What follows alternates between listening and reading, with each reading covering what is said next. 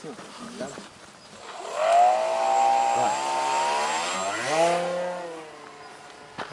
Alô? O mano é louco. Peguei esse aqui, botou ali e deixou um pouquinho. Deixou ele fogo. A culpa é tua? É tua. Quem foi que tocou fogo ali? Eu posso gostar de fogo, mas eu não sou tão burro. Olha, deixa eu ver aí uma cerquinha. Tô levando. Ai, ai, ai. Tocou fogo. Pô, bem tranquilão aí. Mas será que a bateria foi pra frente, cara? Não é possível. Ele tá indo pra baixo, né? É? O leme tá no mal.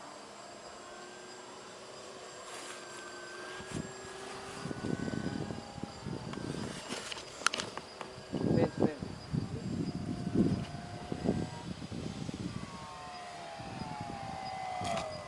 Opa! Pá!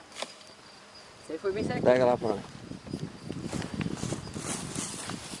A bateria ainda tá aqui. Furasse a mão mesmo, né? É, eu tava aqui, ó, ele pegou. Ô! Quebrou a hélice. Ah, então acabou a brincadeira. Eu tenho uma hélice lá em casa. Só que é uma 8x4. Dá? Dá pra ele? Aham. Deixa eu ver aí.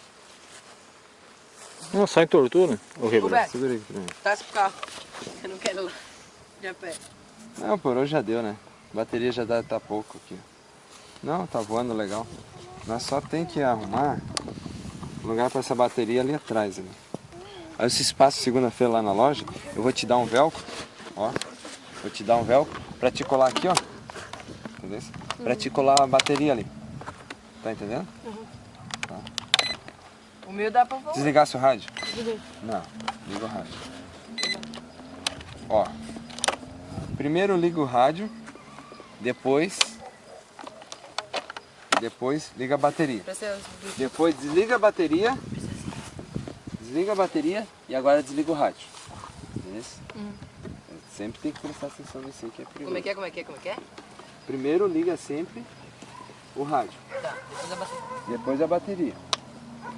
Depois, a hora que tu for desligar, desliga primeiro a bateria, depois o rádio. Ah, ó, aí tu passa lá na loja que eu vou te dar um negócio para nós colocar essa bateria aqui, ó. Entendeu? Eu tenho o velcro ali, cara. Velcro. Aqui, ó.